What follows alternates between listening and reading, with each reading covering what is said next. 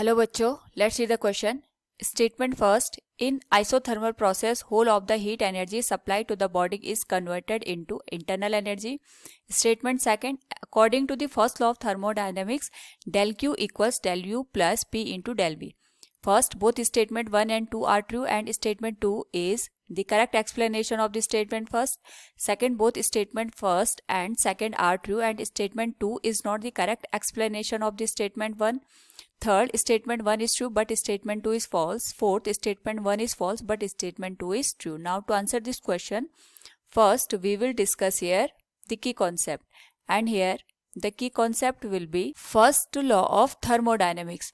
Now यहाँ पे अगर हम बात करें फर्स्ट लॉ ऑफ थर्मोडाइनमिक्स की, उस पर्टिकुलर केस में हमारे पास यहाँ पे जो सिस्टम गिवन होता है, अगर हम उस सिस्टम पे हीट सप्लाइड की बात करें या फिर उससे हीट एक्सट्रैक्ट की बात करें, तो जो हमारे पास टोटल हीट होती है it is given as sum of internal energy and the work done on the system और बाय द सिस्टम.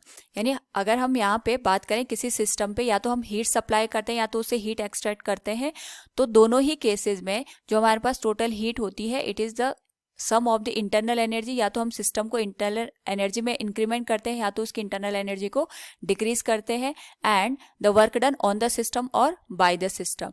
नाउ यहाँ पे अकॉर्डिंग टू द क्वेश्चन हमारे पास जो प्रोसेस दे रखी है इट इज आइसोथर्मल प्रोसेस. कोई प्रोसेस है जो कि आइसोथर्मली यहाँ पे परफॉर्म हो रही है.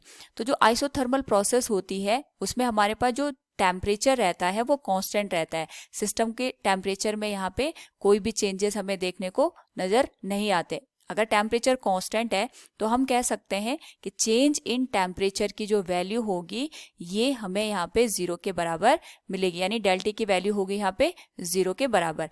एंड वी नो दैट कि हमारे पास यहाँ पे जो इंटरनल एनर्जी होती है, internal energy of any system, अगर हम बात करें it is given as N into CV into del T. क्योंकि हमारे पास जो डेल टी है इसकी वैल्यू 0 के बराबर है, इसका मतलब जो डेल यू की वैल्यू होगी चेंज इन इंटरनल एनर्जी आएगी इट विल ऑल्सो बी 0.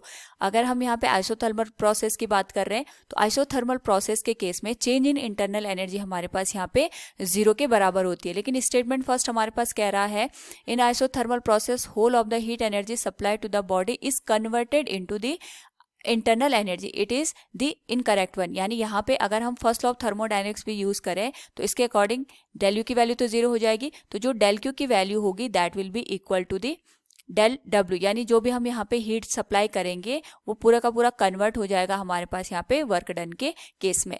तो यहाँ पे जो हमारे पास स्टेटमेंट फर्स्ट हो गया इट इज इनकरेक्ट वन, और जो हमारे पास सेकंड वन है it is according to the first law of thermodynamics del Q equal del U plus P into del V. तो यहाँ पे जो हमारे पास वर्क होता है, वर्क को हम इस तरीके से रिप्रेजेंट कर सकते हैं कि हमारे पास जो सिस्टम है उस पे जो वर्क होगा ये आएगा pressure into change in volume. जितना वॉल्यूम हम चेंज करेंगे उसके करस्पॉन्डिंग हमें यहाँ पे वर्क देखने को मिलता है. जो फर्स्ट लॉ ऑफ थर्मोडायनेमिक्स है उसमें डेल डब्ल्यू को हम रिप्लेस कर देंगे पी इंटू डेल वी से, तो हमारे पास जो स्टेटमेंट सेकंड है वो करेक्ट हो जाएगा. So from the given option we can see statement 1 is false but statement 2 is true. Option 4 will be the correct one. Hope all you understood it. Thank you and best of luck.